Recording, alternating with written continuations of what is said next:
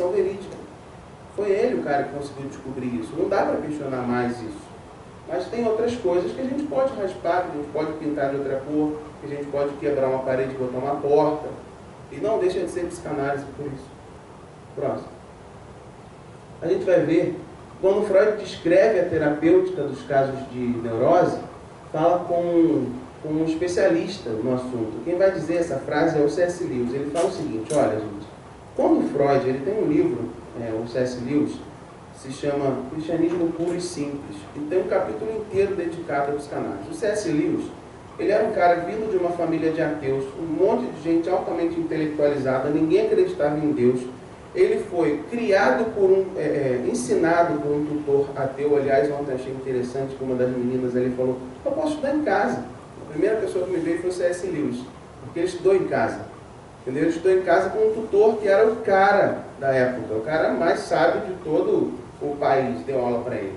E aí esse cara era ateu, ou seja, ele tinha tudo para reproduzir o comportamento do seu mestre, ou seguir pelo pensamento de sua família, e ser um cara ateu. E o C.S. Lewis se tornou um dos maiores defensores do cristianismo da era moderna.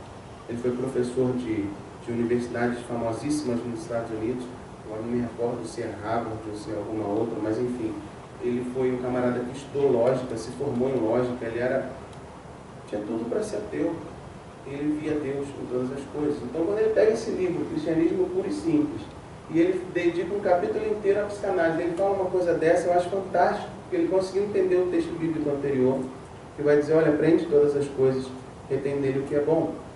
Ele diz isso. Quando Freud fala da terapêutica dos casos de neurose, fala como um especialista no assunto.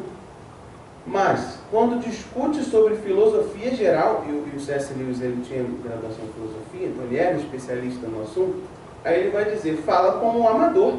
Portanto, é sensato ouvi-lo falar sobre um assunto, mas não sobre o outro. E é isso que eu faço. Foi isso que ele falou. Então, quando o camarada que é médico fala sobre doença mental, eu acho brilhante tudo que ele está falando, porque ele tem conhecimento sobre aquilo. Mas se ele começa a falar que Deus não existe, que isso, meu irmão, aí já é a parte dele. Isso aí não me interessa, porque ele não é especialista nesse assunto. Entendeu? Então eu aprendi alguma coisa de bom com ele. E nem por isso eu preciso reproduzir o comportamento dele. Próximo. A psicanálise em si mesma, porém separada de todos os contextos filosóficos feitos por Freud, e por outros psicanalistas pós-freudianos, não está de forma alguma em contradição com o cristianismo. Suas técnicas coincidem com as da moralidade cristã em alguns aspectos. E seria recomendável que toda pessoa soubesse algo sobre o assunto. C.S. Lewis, que falou lá no livro Cristianismo Puro e Simples, página 117. Bom, eu aprendi muito com Freud. Eu não me tornei ateu por causa disso. Aliás, eu quase me tornei ateu por causa da teologia. Mas a psicanálise me fez compreender melhor a mente. E no momento em que eu entendo esse abismo de mistérios que é a mente, eu reforço a minha fé em Deus, porque eu acredito que isso não pode ter sido feito por obra do acaso.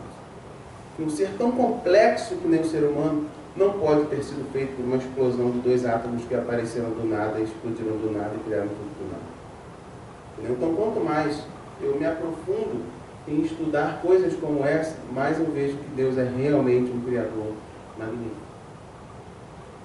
Próximo. Freud criou algo que era infinitamente maior do que ele. Ele próprio não imaginava a proporção que a psicanálise poderia tomar. Ela é flexível e perfeitamente adaptável a qualquer área, a qualquer área que seja aplicada. Está ruim para mim ler, está aqui, então eu tenho que ficar quase com medo de cair aqui, então desculpem a dificuldade. Então, o fato de ele ter sido um ateu não obriga que todos os psicanalistas, após ele, tenham a mesma visão de mundo ou as mesmas convicções filosóficas e religiosas, nem tampouco que concordem com ele em tudo de forma irrestrita. Por exemplo, Melanie Klein brigou muito com a filha de Freud, que foi que deu continuidade ao legado dele, porque, segundo Anna Freud, a Melanie Klein não fazia psicanálise. O que ela fazia não era psicanálise. E hoje é uma das maiores psicanalistas do mundo, Melanie Klein. Jung, o primeiro cara que discordou de Freud, o filho herdeiro do Freud, o cara que seria aquele que iria conduzir a psicanálise, o movimento psicanalítico pelo mundo depois que o Freud morresse. Freud falou que ele que seria o herdeiro dele. E o Jung foi o primeiro a brigar com ele, meter o pé, se separar de Freud, porque não concordou em muita coisa com o pensamento do seu mestre. O Lacan, que se dizia psicanalista e criou uma psicanálise totalmente diferente. Próximo. Para Freud, o ser humano é mau, é perverso. Ele é perverso por natureza. Nisso a religião cristã concorda com ele. Eu não sei se... Eu acho até que as duas grandes teologias, alguém me corrija se eu estiver errado, a teologia calvinista e a teologia arminiana, elas concordam, acho que em um ponto só, de todos os cinco, de que o ser humano é mau, é pecador. Ele foi manchado pela imagem do pecado, marcado pelo pecado. Então, precisaria sim vir alguém que iria tirar dele essa marca para que ele pudesse seguir adiante. Então, as duas principais correntes teológicas hoje concordam que o ser humano é mau.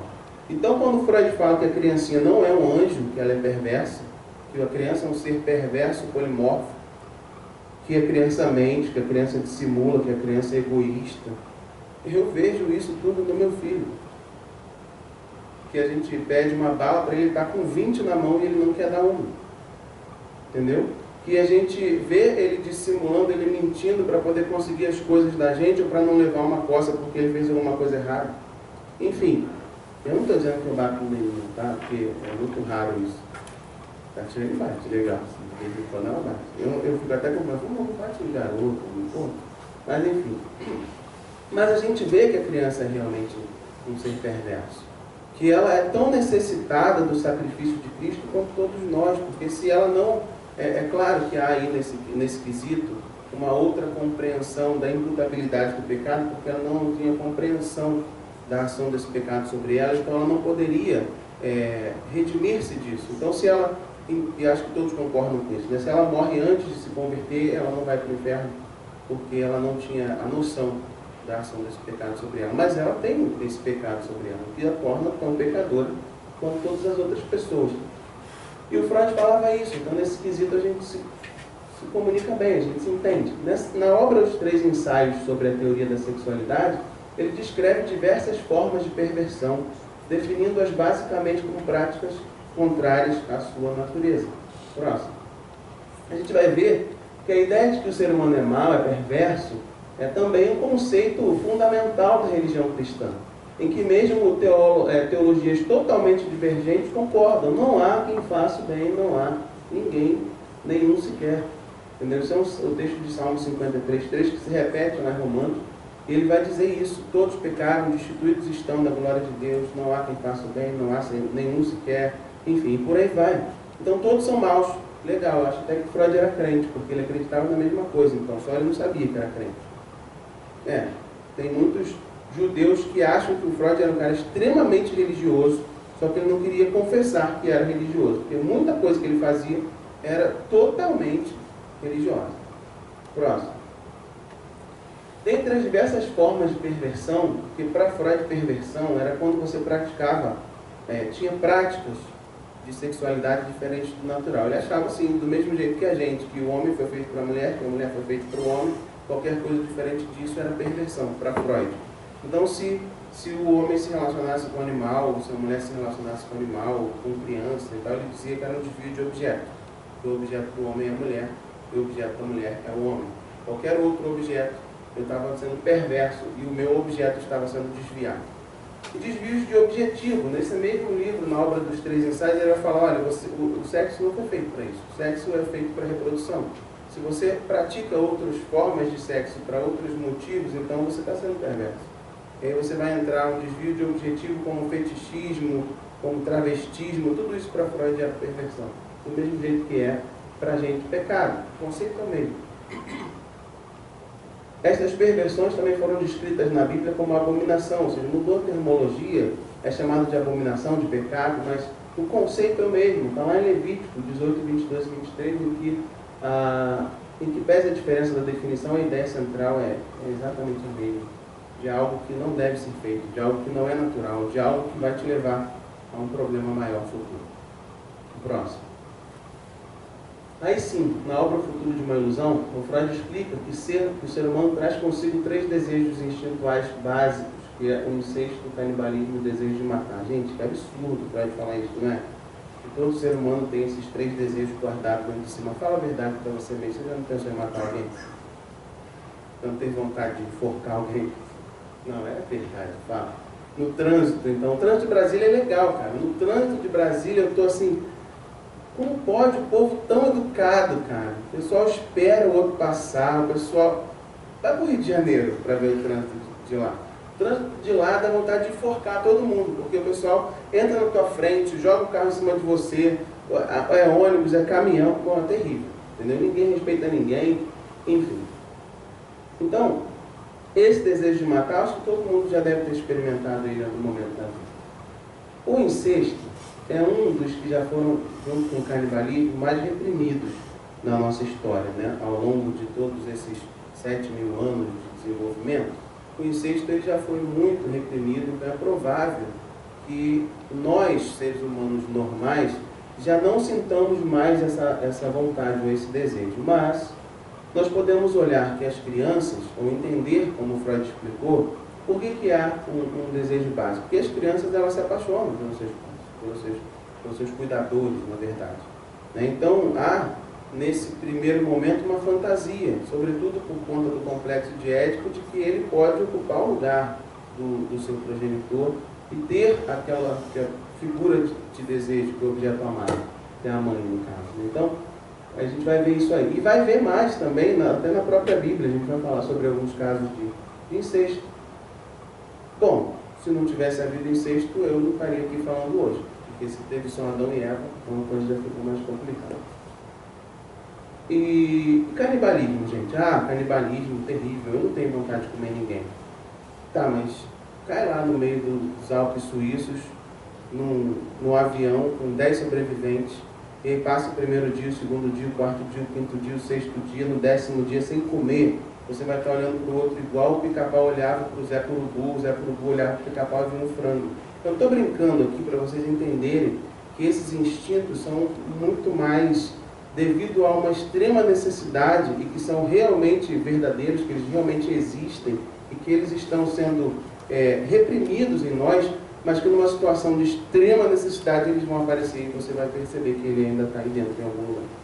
Entendeu? Então, eu costumo mostrar para as pessoas como que o canibalismo existe de forma muito cômica. Quem aqui não tem vontade de morder uma criancinha fofinha, assim, um aninho, um bebezinho, morder ela toda, né? Então, dá vontade de morder.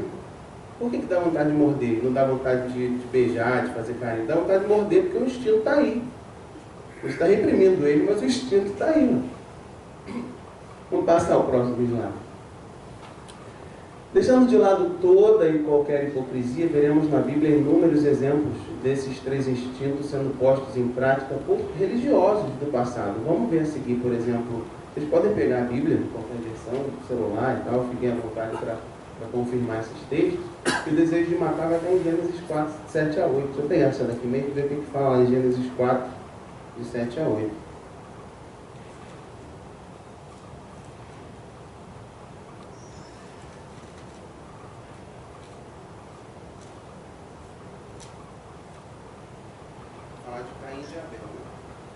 Gênesis 4, de 7 a 8. Fala assim: se procederes bem, não é certo que serás aceito? Se todavia procederes mal, eis que o pecado já é à porta, o seu desejo será contra ti, mas a ti cumpre dominá-lo, ou seja, o seu desejo será contra ti.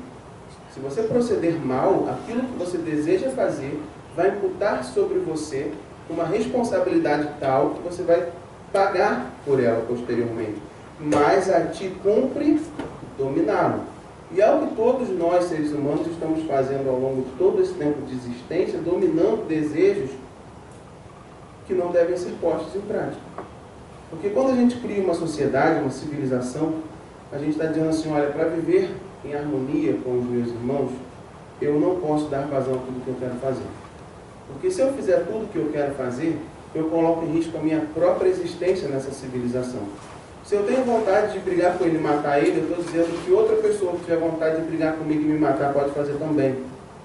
Então, para que isso funcione, eu preciso abrir mão de um monte de desejo, e a mim cabe dominar cada um deles.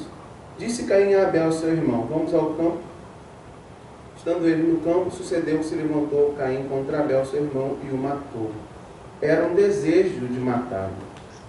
Tanto que o livro vai dizer no versículo 7, cabe a cada um dominar o seu desejo. Ele não dominou o seu desejo de matar. Freud, para mim, ele leu o Gênesis. Entendeu? Ele falou, pô, todo mundo tem desejo de matar. Vamos ver lá o primeiro cara que matou, Caim e Abel. Leu lá, cabe dominar o seu desejo. Então o ser humano tem desejo de matar. E aí depois ele começou a confirmar isso com outras observações. Para mim, isso está quase que foi dessa forma. Claro que eu estou exemplificando, acho até que não foi, tá? Mas poderia ter sido, porque o texto diz a mesma coisa que ele falou. O incesto. Muitas relações em Gênesis vão apresentar casos de incesto. Abraão e Sara, as filhas de Ló, que eu coloquei aqui como exemplo, porque essa relação incestuosa vai falar exatamente daquela que tem mais características com o que o Freud chamou de complexo de Édipo. E nesse caso, não sei se todos conhecem a passagem que as filhas de Ló embebedam o pai, enfim, é porque tem crianças no ensino. E o canibalismo, mas é legal que estejam, tá? Fiquem à vontade, eu vou tentar ser o mais sugerido possível. Canibalismo, a gente vai ver canibalismo na Bíblia. Eu não sei se todos vocês sabiam, mas o povo judeu praticou canibalismo durante um período de muita fome, está lá em 2 Reis. 2 Reis 6, 24 a 37. Diz o seguinte: e aliás, não só canibalismo, mas uma grande falta de ética, né, de moral, de comprometimento com a palavra, porque eu falei para ela que eu ia comer o filho dela hoje e amanhã eu ia dar o meu. Quando ela falou comer o meu, eu sumi da frente da face da terra e ela ficou a ver navio, só o dela que morreu. Bem feito, quem mandou acreditar no homem, porque maldito é o homem que confia no homem. 2 Reis 24 a 37. Vocês conheciam esse texto?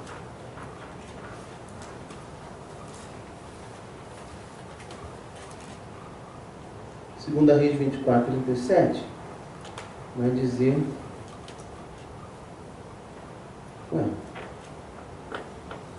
tá, 6 de 24, 37. Tá.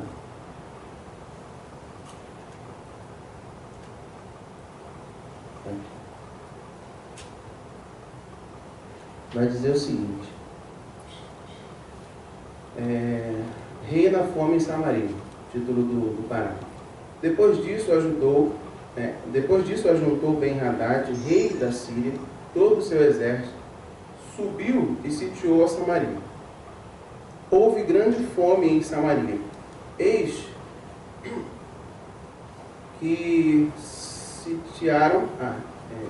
sitiaram, a ponto de se vender a cabeça de um jumento por 80 ciclos de prata e um pouco de esterco de pombas por 5 ciclos de prata. Ou seja, as pessoas comeram cabeça de jumento e cocô de pombo. E pagaram caro por isso. E depois continua dizendo assim: passando o rei de Israel pelo muro, gritou-lhe uma mulher: acode-me, ó rei, meu senhor.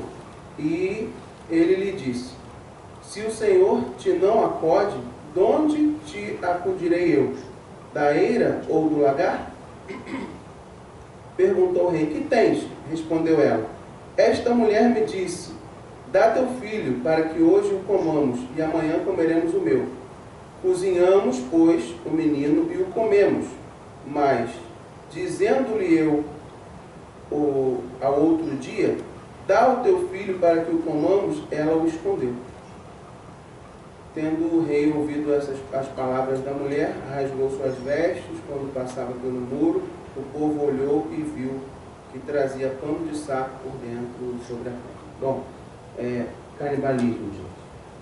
Só você ainda não fez ele porque ainda não houve necessidade. Você ainda não praticou canibalismo porque não houve necessidade. Eu espero que nunca haja. Mas houveram sobreviventes de desastres aéreos que contaram experiências trágicas acerca da necessidade de ter que comer com seus amigos. Ou eles comiam, ou eles morriam. É um instinto básico de todo ser humano. Então o Freud não estava tão errado assim quando ele descreveu isso. Próximo. Sobre a ilusão.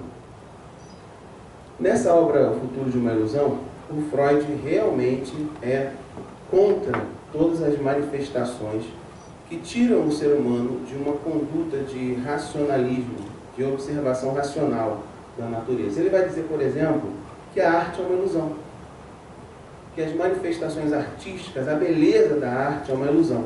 Por que é uma ilusão? Porque, segundo ele, viver é muito difícil, viver é angustiante, porque a gente não controla a natureza, a gente não controla a nossa vida, a gente não sabe se a gente vai sair daqui e vai chegar em casa, a gente não controla os desastres, nós vivemos totalmente alheios a uma realidade que não depende de nós, e isso nos causa ansiedade, angústia, certo? E a gente não sabe de onde a gente veio, a gente não sabe para onde a gente vai, a gente não sabe qual é o nosso propósito, a gente não entende as coisas que envolvem a nossa vida, a nossa existência, e isso nos levaria a vivenciar conflitos existenciais. E as ilusões para o Freud seriam coisas que não trariam as respostas, mas amenizariam a angústia. Porque quando eu olho uma obra de arte e aprecio a sua beleza, por alguns minutos ou por algum tempo, eu me esqueço que existir é terrível. Isso que ele disse. Eu acho que ele pode ter algum fundo de razão, porque apreciar a beleza realmente me faz esquecer dos meus problemas, ainda que temporariamente. Eu discordo dele quando ele coloca a religião. Talvez nem discorde tanto dele quando ele coloca a religião, mas quando ele discorda de Deus, porque eu não sei, mas eu consigo ver a importância da religião. Eu acho que a religião cumpre um propósito fantástico, sem ela o mundo seria um lugar muito pior, mas eu consigo perceber que a religião é uma criação humana, né? E enquanto Deus ela não é uma criação humana, Deus é eterno, Deus sempre existiu. E aí já está acabando já, tá, gente? Já vai adiantar bastante isso. E aí quando o Freud coloca a religião dentro do pacote, ele realmente entra num meandro que é contrário à nossa fé, mas isso é a opinião dele. Então quando eu coloco isso aqui, eu digo que a Bíblia também acredita no conceito de ilusão, não necessariamente que a religião seja uma. Mas quando o Freud fala que a arte e que a religião são ilusões, eu acho que a Bíblia vai até mais a fundo. Próximo. Salomão, por exemplo, vai dizer que não é só a arte e a religião que é uma ilusão, não. Ele vai dizer que quando ele pesquisa, quando ele vive tudo, quando ele aprende tudo, ele percebe que tudo é uma ilusão. Então, Salomão foi um psicanalista profundo, um profundo conhecedor das ilusões humanas. Ele podia até ter dado aula para Freud, porque Freud só encontrou duas ilusões, Salomão achou que tudo era. Bom, próximo. Acho que não vai dar muito tempo, porque a gente tem 20 minutos para terminar. E eu queria que vocês pensassem que a psicanálise é, em essência, cura pelo amor. Isso é uma carta que o Freud escreveu para o Jung. E essa citação está lá no livro do Bruno Bettelheim, que é um psicanalista alemão, contemporâneo de Freud, que escreveu um livro de Freud Além da Alma. Esse livro ele vai explicar como que a tradução americana, a tradução da obra do Freud do alemão para o inglês, tirou a essência da psicanálise. Porque a psicanálise falava de alma, falava de amor, falava de sofrimento, de angústia. Tanto que o Freud não ganhou nenhum prêmio de Nobel de Ciência, nada disso, Nobel de Medicina. Ele ganhou um prêmio por ter escrito uma grande obra literária. Então, a obra do Freud era entendida como poesia pelos leitores. Porque se você lê os casos de Freud, pareciam peças de teatro, pareciam realmente poesia. Isso no alemão. Quando a gente traduz para o inglês, talvez porque os americanos são mais céticos, mais cientistas, mais metódicos, então ele pega aquela coisa toda e autoriza uma tradução que desvirtua a beleza da psicanálise. E é o Bruno, que é alemão, que estudou na época a psicanálise, que é médico também, e que era contemporâneo de Freud, morou nos Estados Unidos e falou: olha, gente, essa tradução errou nisso, esse livrinho é muito bacana. Mas basicamente a psicanálise é isso. O Freud ele acha que é a cura pelo amor. As pessoas que não amam adoecem, palavras de Freud. É exatamente isso que Jesus Cristo veio pregar. Nós precisamos amar uns aos outros. As pessoas que não amam adoecem. E onde que essa técnica ela pode se tornar eficiente para ajudar a mim a ser um cuidador melhor e a cada um de vocês a lidar melhor com as pessoas, a cuidar melhor delas? A ter um olhar diferenciado, a ter uma escuta diferenciada, a ter uma postura diferenciada diante das pessoas que sofrem e a ter devoluções diferenciadas. Devoluções que vão promover reflexão, promover um aprofundamento, que vão promover a solução dos problemas e não uma palavra qualquer que pode piorar ainda mais a situação. Hamilton, vê se você passa para mim, por favor, para aqueles exemplos reais. Tem um slide aí escrito lá em cima assim, exemplos ou casos reais. Alguns exemplos reais, isso aí. Todos esses exemplos são exemplos que eu presenciei, são muito poucos em vista desses 7 anos de atuação como psicólogo, como psicanalista e como terapeuta. Então a gente vai ver, por exemplo, essa paciente que se automutila. Uma menina, 14 anos de idade, que esquentava a faca no fogo, deixava ficar em ponto de brasa e colocava no corpo. Cheio de marca no corpo todo, de faca todo. O que aconteceu com ela? Ela foi para a igreja, ela chegou a frequentar a igreja. Só que a pessoa que cuidava dela, o líder dela, o pastor dela, não era um bom cuidador de almas assim. Não conseguiu perceber nos olhos dela a angústia, a tristeza, a depressão talvez, a inabilidade em se relacionar com outras pessoas. Mas olhou para ela e viu ela como uma potencial fonte de mão de obra. Pegou essa menina cheia de problemas e colocou sobre a responsabilidade dela uma turma de crianças, de quase 20 crianças, porque não tinha ninguém para cuidar das criancinhas, e tinha que ser ela. É lógico que ela não aguentou a responsabilidade, saiu da igreja e nunca mais quis voltar, porque ela via que não era um lugar que acolhia, era um lugar que explorava. Ela hoje não está na igreja. Mas eu acho que esse cuidador perdeu a oportunidade de olhar para ela, entender que ela sofria e fazer uma interferência na vida dela. Depois que você se torna psicanalista, eu estava até conversando isso com algumas pessoas ontem, é muito difícil de você desligar a tua capacidade de analisar o mundo. Você está conversando aqui, e aí tem alguém falando ali, e você acaba ouvindo a conversa dali e interpreta aquilo que a pessoa está passando. Ou a pessoa chega para você com um discurso e você relê o discurso dela com base em todos os outros aspectos da vida dela, que ela está te demonstrando na frente. Então é interessante porque se ele fosse psicanalista, ele ia ver o sofrimento no olho dela. Ontem eu olhei para uma pessoa e entendi o sofrimento dela. O pastor que achava que a psicanálise era do diabo, isso era interessante. Eu fui fazendo divulgação dos cursos de psicanálise, né? E apresentei um panfleto para vários pastores em uma palestra, um deles falou: meu irmão, não quero nem saber disso, que isso é coisa do diabo. Eu falei: é mesmo, irmão, é coisa do diabo, mas por que você acha que é coisa do diabo? Não, porque isso daí é coisa do diabo. Eu falei: mas o que tu conhece de psicanálise? Eu não conheço nada, não quero nem conhecer. Eu falei: pois bem, devolve meu panfleto, porque isso já demonstra que tipo de cuidador, ou que tipo de ser humano você é. Porque se você, lógico que eu não falei isso para ele, mas eu pensei, gostaria muito de ter dito. Se ele estiver me ouvindo, essa palavra é para você. Por quê? Porque se eu quero me conectar com as minhas ovelhas, entender as dificuldades dela, não há nada que seja suficiente para isso. Eu nunca vou achar que eu estou pronto para resolver os problemas das pessoas quando eu percebo que esses problemas são tão maiores do que a minha capacidade de cuidar delas. Então a psicanálise é uma ferramenta fora de série. O pastor que abandonou um curso de psicanálise por causa de uma aula que um professor gay... isso é outro caso real também. Eu tenho muitos polos, né? E aqui em Brasília a gente está criando mais um polo de formação psicanalítica. O Hamilton está sendo responsável, junto com o pastor Francisco, em representar a nossa escola, a Ordem Nacional dos Psicanalistas aqui também. Mas tem no Rio vários polos, tem em Goiânia um polo que também já existe lá e por aí vai. E aí, num desses polos, um professor que foi dar uma aula se declarou como afetivo na turma. Bom, gente, eu acho que nós, como cristãos, precisamos estar dispostos a receber pessoas do jeito que elas são. Porque a Bíblia vai dizer: venha como estás, não é? E se o cara chega: vem como estás, elas são um estuprador. Não, aqui não tem lugar para você.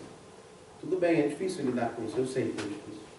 Mas e se ele está arrependido, e se ele quer mudar? Será que não é na igreja o lugar que ele precisa encontrar apoio para mudar? E se ele diz que ele é um afetivo, será que aqui é o lugar dele? Será que não é o lugar dele? Se ele é mendigo, se ele está fedendo, muitas igrejas não deixam uma pessoa entrar, enfim.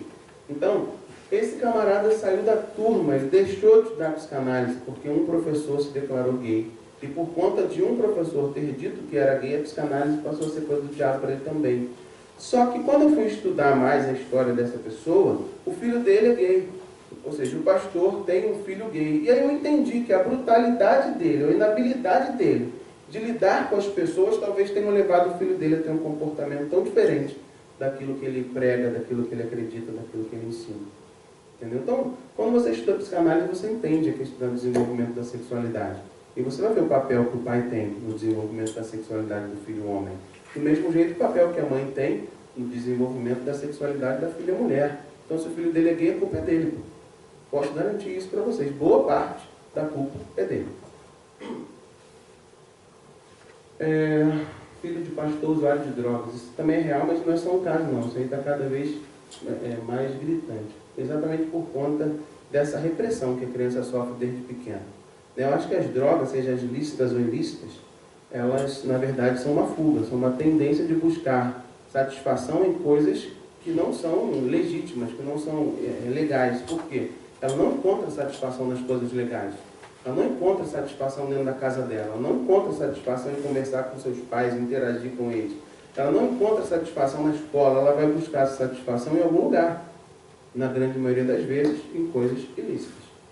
Com pessoas que entendem o sofrimento dela, ou que despejam na droga suas frustrações, na bebida principalmente, ou que buscam na droga alguma alegria, mesmo que momentânea.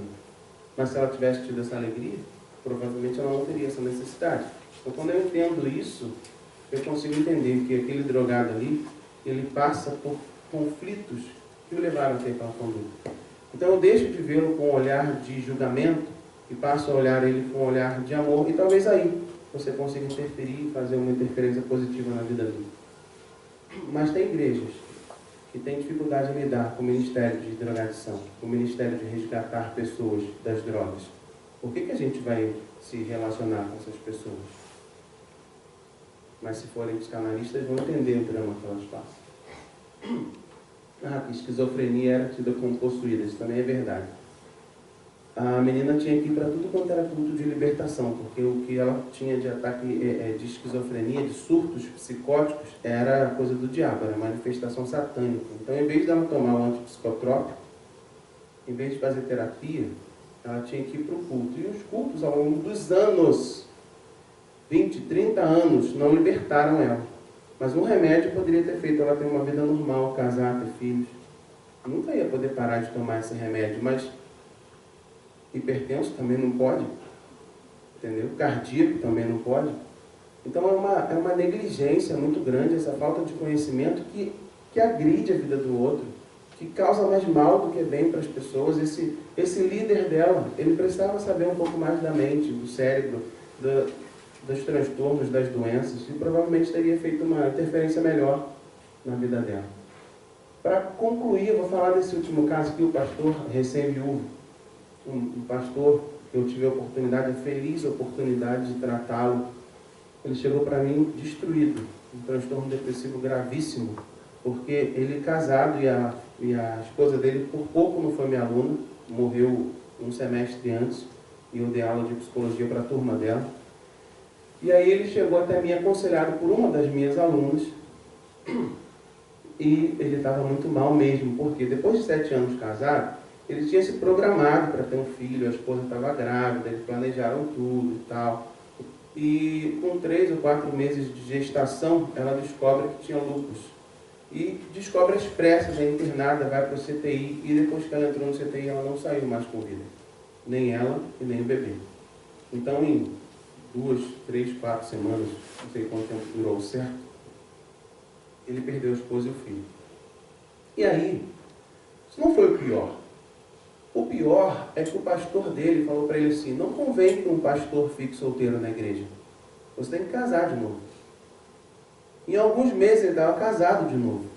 Mas se esse pastor tivesse feito psicanálise, ele teria estudado um pouco mais sobre o luto, sobre a experiência do luto. Ele entenderia que alguns fenômenos como o torpor ou entorpecimento são comuns em pessoas que não conseguem lidar com a dor da perda de maneira imediata. E que só depois de meses é que a ficha pode começar a cair. E foi exatamente isso que aconteceu. Quando a ficha dele caiu, que ele percebeu que ele tinha perdido a esposa e o filho, que ele começou a chorar, que ele começou a se desesperar. Ele estava casado com uma mulher que ele mal conhecia e que ele tinha certeza que não amava. Então, quem o aconselhou mal? Certamente foi o pastor dele. Não tenho qualquer problema em dizer para um vídeo que vai para a internet que se o pastor dele soubesse psicanálise, ele teria feito uma interferência muito mais assertiva na vida desse seu membro, dessa sua vida. Ele teria criado menos desgraça nessa história, porque depois ele teve que se separar, enfrentou uma série de problemas com a esposa, agora separados, enfim. Mas hoje não, hoje cursa Direito, depois de 1 ano e pouco de terapia, está fazendo faculdade de Direito, teve um ministério restaurado, se separou da mulher que ele nem sabia que tinha casado, enfim. E está muito bem, obrigado. Vivendo sozinho, esperando aquela que vai ser realmente aquela que Deus vai colocar no caminho dele. Então, eu arrisco dizer que a psicanálise, ela me ajuda a ser uma pessoa melhor. É claro que eu preciso fazer as minhas adequações. A gente começa a perceber que ela não fala uma língua estranha, uma língua diferente da religião. Ela fala a língua do amor, ela fala a língua do cuidado. Ela me dá técnicas para ser melhor. Aí eu queria terminar por aqui, porque realmente não tem mais tempo de nós continuarmos. Queria abrir para algumas perguntas. Eu vejo que tem algumas pessoas anotando. Se vocês quiserem tirar algumas dúvidas, eu vou ter o prazer de responder. Alguém quer fazer alguma pergunta? Não? Não? Então tá bom. Bom, gente, então eu vou terminar por aqui. Foi um prazer enorme ter vocês. Espero realmente que esse conteúdo tenha sido proveitoso para cada um de vocês. E se se interessarem mais por aprender, eu vou estar sempre disposto a ensinar. Referências aqui em Brasília vão ser o pastor Francisco, o Hamilton e outros que a gente ainda vai criar como equipe para poder formar os ministros, os líderes, as pessoas que de modo geral queiram ser melhores cuidadores. E aí, que Deus abençoe a todos então.